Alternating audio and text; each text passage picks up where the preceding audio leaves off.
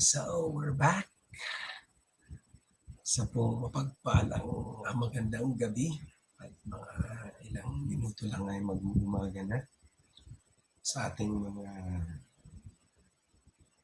mag-aaral, sa lahat sa ating mga estudyante na patuloy na nakikinig sa ating mga lesson dito sa ating subject, Introduction to the Philosophy of the Human Person. Okay, for today, I prepared a special lesson in continuation right after midterm examinations. This will be the final stretch going to our last few weeks before we hit the final exam. So we start with the topic. Discussion po natin yun is all about the human person in their environment. Okay? So our learning objectives will be that at the end of this lesson, the student should have learned to notice what are the disorders that are happening present now in the environment. He or she must show awareness that some things, okay, are not in their proper place and try to organize them in a static way. Show that care for the environment contributes for health, proper well-being, and sustainable development, and demonstrate the virtues of prudence and frugality towards the environment. So, ayan po. So, ito po si Pilosopo Sotero at ito po ang aking lesson sa araw na ito. Ang ugnayan ng tao sa kanyang kapaligiran. Pero bago yan, ating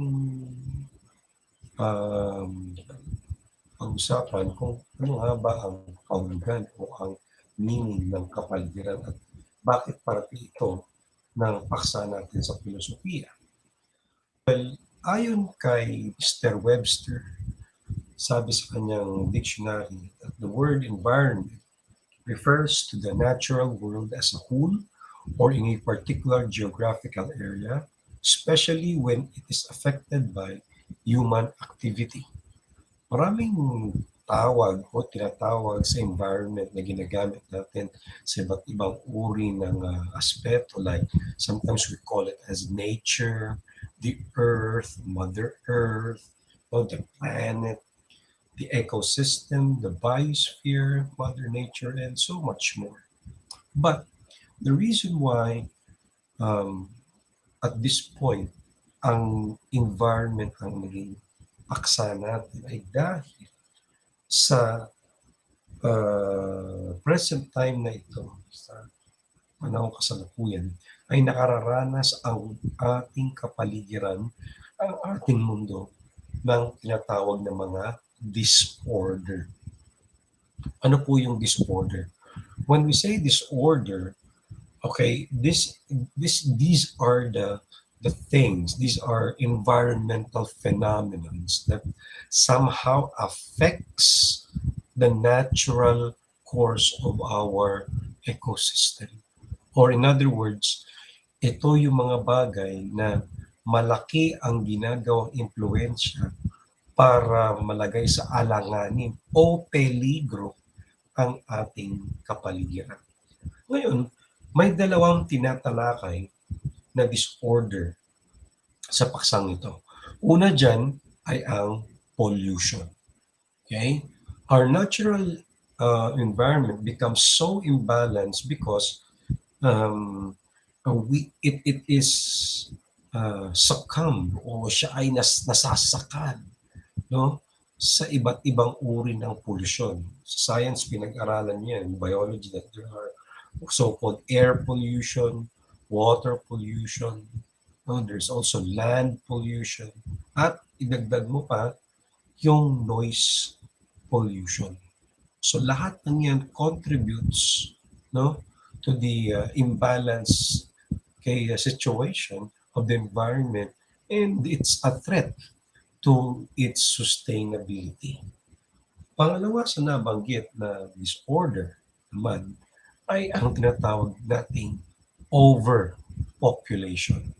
So yung increase, yung dramatic increase ng population, okay, the result of that is it makes excessive demands on our need for natural resources. And because of that, no, malaki ang epekto, no, ng pagdami ng tao sa kung paano tayo susuportahan ng ating environment. Siyempre nga naman, di ba? Pag dumami ang tao, marami ang kakailanganin. Unahin mo na dyan siyempre pagkain. So, ang ating mga farmers are forced to use, alternative ways of producing crops. At dahil dyan, kailangan nilang gumamit ng mga fertilizers, insecticides, pesticides, and other chemicals to hasten the growth and development of our plants, our crops, our fruits, to the point na ang kinakain mo ay kontaminado na. Okay? Next is yung mga, siyempre, madaming tao, kailangan ng maraming bahay. And when kailangan mo magtayo ng bahay, you're going to remove things from our environment like trees, plants, at ito po mga to ay tirahan, no? Tahanan ng ating mga tinatawag na, you know, fauna, no? Animal life, mga insects.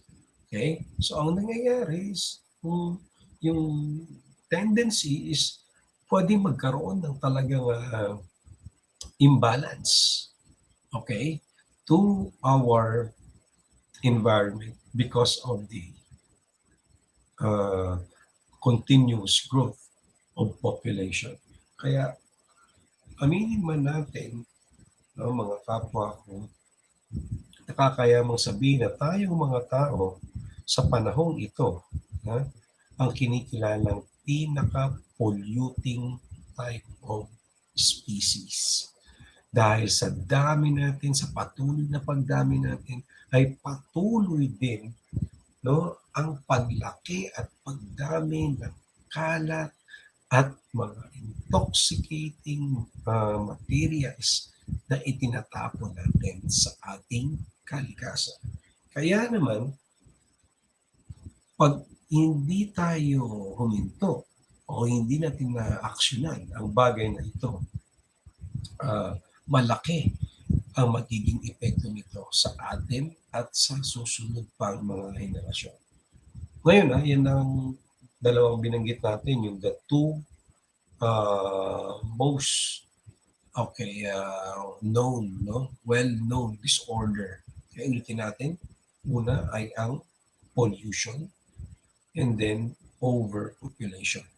Now, recent researchers have found out that more than that, there are other, no, disorders that have negatively affected the environment over the last few years. At itong mga disorders na to ay patuloy na nangyayari, patuloy na naoobserbahan, patuloy na nagaganap sa iba't ibang parte ng ating mundo.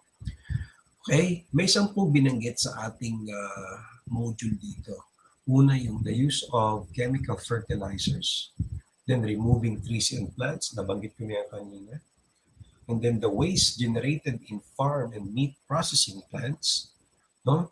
Nuclear waste na nagagaling sa mga weapons manufacturers. Effluents from industries. Ito yung mga liquid, no, toxic, no, materials na nire-release ng mga pabrika. At ito'y maaaring dumiretso sa ating waterways o mga ilog, sapa, and then, yun nga, nalalason ang ating mga yamang tubig o yamang dagat. And then there's also burning of fossil fuels and toxic gases, wildfires, which is kamakailan na, I think it was last year ba yun? No, yung mga wildfire, yung malawakang pagkasunog ng gubat na nangyari sa mga bansang Australia, Canada, US, nung tumagal ng ilang araw, ilang linggo na nagdulot ng pagkasira ng maraming ecosystem. Okay, and then there's more like excessive plant growth and waste dumping, and that's self-explanatory. Yung simpleng pagtapon mo lang ng basura kahit gaano pakaliit yan ay dagdag sa dumi ng ating kapaligiran. And then there's adulteration of food and then high doses of radiation. Ayan po ang mga nabanggit na mga disorders, okay, na napansin at nakita ng ating mga researchers over the years. Bakit nagkaganito? Yan ang malaking tanong. Bakit nagkaganito? Dahil isa sa mga nakikita ng mga philosophers sa panahon na ito ay ang pagbabago ng relasyon o ugnayan. There is a change, there's a change in the connection, the relation between the human person and his environment. Because nowadays, ang tingin ng tao, kay human beings, human person, looks at the environment as a commodity wherein they tend to exploit it by means of reforming, reshaping, and analyzing through the modern ways of science and technology. Ayun, ang nangyayari. So, yung dating ugnayan na ang tao ay merong magandang relasyon sa kalikasan ay unti-unting nawawala. Na kapag nagkaroon ka ng pag-aari, like for example, kapirasong lupang ipinamana sa iyo, ang tingin mo dito ay yun nga, bagay na pwede mong ipagbili, pwede mong iparenta, na hindi mo na nakikita yung kung sino o kung ano-ano ang mga nakatira doon, naninirahan doon, ang nakadepende sa kung ano ang meron sa lugar na yon. Hindi na natin napapansin yan pagkat ang tingin nga natin ay commodity. We can exploit it every time. Sabi nga sa kanta ng Asin, and I quote, hindi nga masama ang pag-unlad basta hindi nakakasira ng kalikasan. Kaya ang problema ngayon, ang mga tao, nangyayari, wala na. Mababaw na ang tingin sa kalikasan and they tend to destroy what remains of our environment. Okay? Kaya naman, pag nagpatuloy tayo, sabi ko nga, malaking kawalan, napakalaking kawalan na mangyayari sa atin bilang mga tao. Dahil pag nagkaroon ng imbalance sa ecosystem, sinabi na ito ng mga siyentipiko na magkakaroon tayo ng problema sa paghahanap ng pagkain, yung food chain mababago. There can be an alteration which can affect our source of livelihood. Kaya way back 2017, atras tayo ng 3 taon mula ngayon, kung natatandaan ninyo sa ating bansa, ay etong si Miss Gina Lopez, may she rest in peace, na dating inappoint ng Pangulo bilang Secretary sana ng Department of Environment and Natural Resources. She said this one time, and I quote, I'll tell it to you, sabi niya, "Who suffers if you kill the environment? It's the poor. And whose duty is it to protect our people? Of course, it is the government. And when you make decisions based on business interest, you have shirked your responsibility. You have lost the moral ascendancy to rule the government because to you, business and money are more important than the welfare of our people." Alam niyo kung bakit ko siya ginamit na halimbawa sa paksang ito? It's because humanga ako sa babaeng ito. Alam niyo, sa kasagayang palad, hindi po siya na-appoint bilang secretary pagkat hinarang ang kanyang appointment sa commission on appointments ng mga posibleng nakalaban o nakabangga niya sa kanyang mga naging evaluation, assessment, observation sa ilang mga nangyayari along down south in Cebu, Davao, ilang mga lugar dyan kung saan pinansin niya yung mga mining at illegal logging na nangyayari at gusto niyang ipahinto to. Maraming kumutya kasi sa kanya eh. Sabi she's she's not qualified, she's not worthy of the position, dahil hindi naman yung line of expertise yan. Pero you know what? Itong sinabi niya to, napakalinaw at straight to the point na merong tunay na malasakit sa kanyang kapwa. Dahil gusto niya kasing ipasara at ipatigil ang mga illegal na minahan at laging dun sa mga lugar ng Cebu at Davao. At ang nakakabigla, isang taon, I think 2018 or 2019 was last year, kung nabalitaan niyo yung search list, yung mga ilang barangay sa Cebu, ang halos nilibing ng buhay because of the landslide, you know. Nagkaroon ng landslides, soil erosion sa lugar that almost buried an entire barangay and a lot of people, suffered and died. So nagkatotoo ang prediction niya. Kaya niya gustong ipatigil ito na dahil merong mangyayari. Okay? Kaya sabi ko, this woman is something else. She knows that something may happen na pwedeng mangyari. Kaya bumilib ako sa kanya. Okay? Kaya nalulungkot lang ako dahil hindi siya nakapag-serve. Because like I said, later on, I think some months after yung kanyang appointment, siya ay namatay. No? Namatay siya sa cancer. Pero sana marami siyang naiambag kahit sa maikling panahon kung nabigyan siya ng pagkakataon. Pero ganyan talaga ang buhay. Okay? Kaya po inangako yan si Miss Gina Lopez. Okay, so patuloy po tayo sa ating lesson. Pero bago yan, meron tapos ng estudyante na naligaw at nakikinig pala hanggang ngayon. Hello, Alessandra Calastas. Okay, thank you for listening. Diyan ka pala. Wow, andyan din si Elsa Shine. Okay, estudyante ko ba itong mga to? Anyway, okay, salamat sa nakikinig and this very unholy hour. Okay, I hope you're enjoying listening. Matuto kayo, no? Okay,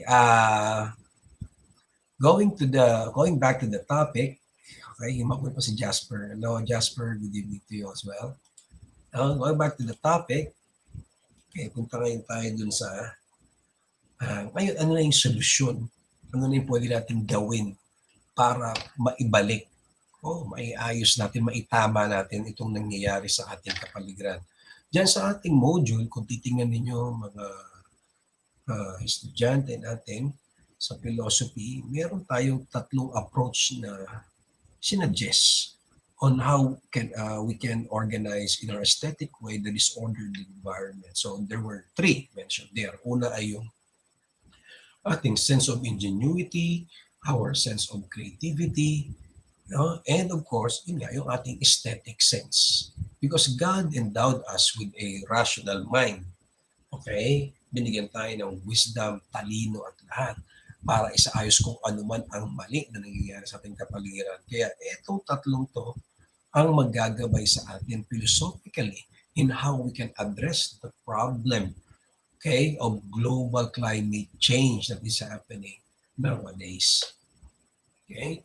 So, diyan sa tatlong approach na yan, may mga ilang example na binanggit dyan sa ating lecture module.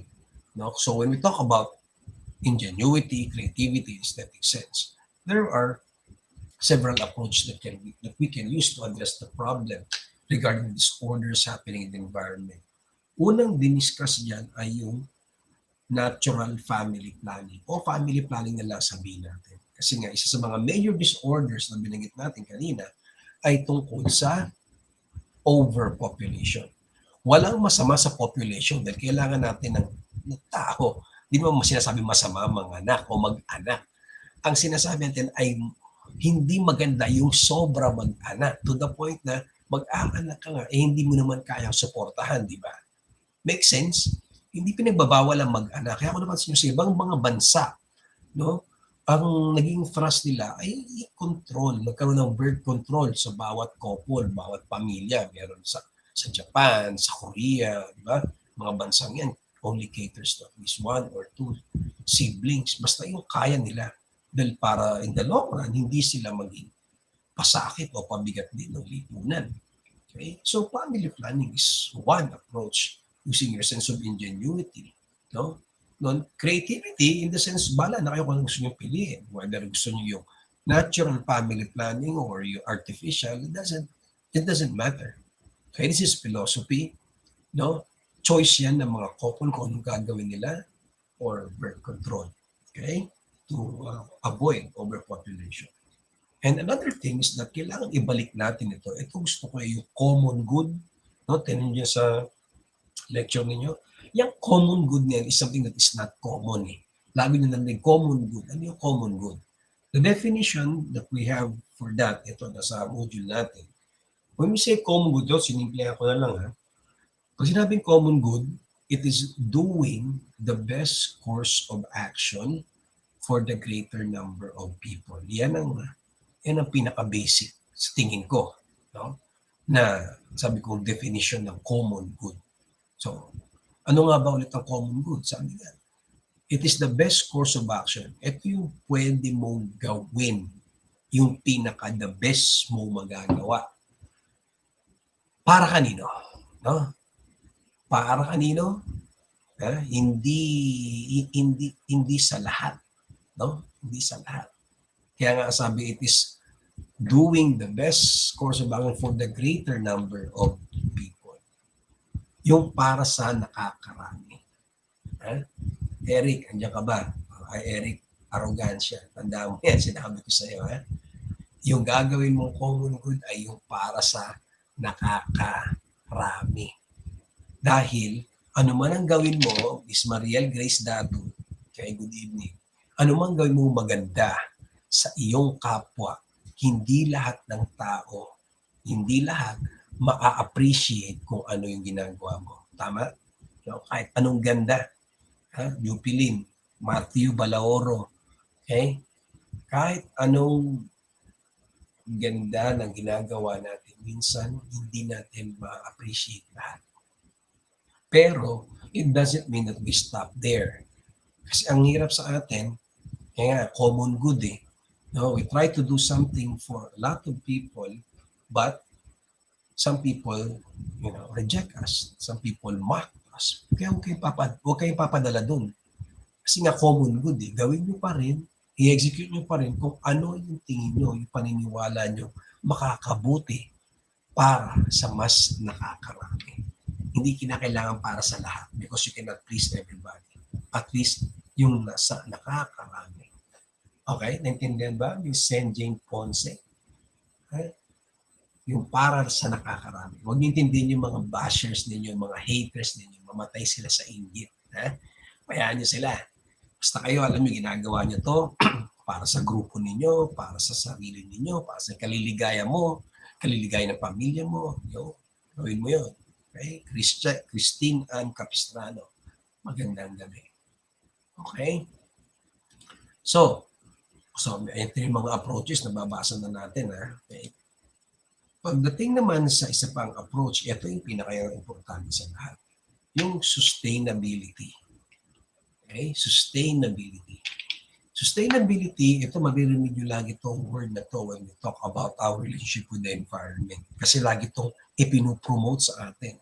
From the start na tayo ay mag-undergo ng formal education. Because our education right now is one of its major thrusts or objectives is yung ang mga estudyante ay lumaki na merong tunay na malasakit, merong compassion, merong love, higit sa lahat, merong respect sa kapaligiran. Yun ang gusto ng ating paaralan. Kaya kayo yung mga bata, di ba natatandaan ninyo, nagtatanim kayo, pinagdadala kayo ng mga halaman, nag-gardening kayo, nagnakawan pa nga kayo ng petchay sa mga plot at garden ninyo. Tandaan niyo yun? Pero hindi dahil dyan. Because yun nga, tinan niyo yung sustainability. Okay? Sustainability, okay, sa ating lesson, this means that it allows us to meet the needs of this present generation without compromising the needs of future generation. So yan po ang ibig sabihin ng sustainability. okay lang yung kumuha ka sa kalikasan, pero kailangan magbalik ka. Halimbawa, di ba? Saan ba galing yung mga ito? Yan, saan galing to? Yung libro. Yung laman ng libro, yung pinagpagawa ng libro, saan galing yan? Sa kinuha. Sa kinuha materyales para paggawa ito. Okay? Ito ay nanggaling sa puno. No? Diba? Puno. Kailangan mo pumutol ng puno para makagawa ka ng libro, makapaglimbag ka ng sangkatutak na libro, notebook, at ano pa mga gamit dyan. Pero, yun nga ang problema Tabas tayo ng tabas ng puno, wala tayong ipinapalit. Kaya yun ang ibig sabihin ng sustainability. Yung magkaroon ka ng initiative na pag kumuha ka from the environment, bigyan mo ng kapalit. We have to sustain. That's why we need to sustain it para yung susunod na generation, yung susunod na generation, meron silang mapakinabangan. Meron silang punong masisilungan, may puno silang maakyatan, may puno silang pagkukunan ng bunga. Di ba? Okay? So, like may makasinag, ang dami mga sinasabi ko, magmahal sa kalikasan. Okay? Rain, Serna, hello. Okay? Mag-good morning na. Tapos lumog pa to si Matthew. Okay? So I hope malino na sa inyo itong mga approaches. Sabi nga natin, may mga paraan tayo kung paano ipakita ang ating malasakit, no, at pagkalinga sa kalikasan. We have to use it. Dahil sabi nga, kung hindi natin po-promote ang sustainability, hindi natin namamalayan na tayo rin mismo ang pumapatay sa sarili natin. Ano ba ang kahalaga ng sustainability? Ba't kinakailangan patuloy natin, we have to secure? Why do we have to secure in preserving and conserving our natural resources? Because it's from sustainability that we get all these benefits. Pag may sustainability, you expect cleaner air. Magkakaroon ka ng clean drinking water. Okay? It promotes a healthy lifestyle. It conserves energy. No? It's an adaptive learning environment and it promotes biodiversity. So, ayan po. No? Kaya kayo na merong mga halaman, puno sa inyong bahay, maswerte pa kayo kung mga magulang ninyo, mama ninyo ay patuloy na nag-aalaga ng halaman. You're very lucky. No? Very lucky, very fortunate because at least meron pa ding touch ng environment sa kapaligiran ninyo and you still get to enjoy that. Ako, I enjoyed my childhood days still at least being one. There's a sense of oneness with nature. Kaso, sa paglaki ko, sa pagtanda ko, no, sa pag-usad ng panahon, ay yung mga kalikasang nakagisnan ko ay unti-unti na rin nawala. At yan ang nakakalungkot. Yung dating sapa na pinapaliguan namin, hindi ko na alam kung kailan ko ako huling pumunta doon. Dati pinapaliguan namin, pinaglalaban. Yun. Hindi ko maipasyal ang mga anak ko para ma-enjoy nila yung magtampisaw sa tubig, maglaro sa tubig, lumangoy. So it's really saddening. Okay? Kaya kayo, no? Enjoy the benefits of what the environment is giving. But at the same time, please respect. No? Please respect the environment because we need the environment as part of our existence. Pag hindi natin inalagaan yan, kaya tayo din mismo ang sisira sa sarili natin. And with that concludes our discussion on this lesson. Sana po may tulong kayo sa ating lesson 6-A, the human person in their environment. Salamat po sa lahat ng mga nag-standby at nakinig sa ating lesson ngayong linggong ito. Following this video would be my personal instructions sa activity on this one. There will be an activity na gagawin ninyo para ma-reinforce yung pinag-aralan natin sa araw na ito. Okay, so muli po, maraming salamat sa mga nakinig. Meron pang 7 na tira. Okay? Sa mga nakatulog na, okay? Enjoy your sleep. Okay, I will be posting this recording, okay, on our FB group page para po dun sa mga hindi nakapanood nila. At sa mga nakapanood, maraming salamat po. Okay. At uli, ito ang inyong teacher, Pilosopos Sotero, na nag-iiwan sa inyo na okay lang ang maging pilosopo basta tunay kang nagpapakatotoo. Mahalin ang kalikasan, mahalin ang sarili. Maraming salamat. Have a good day.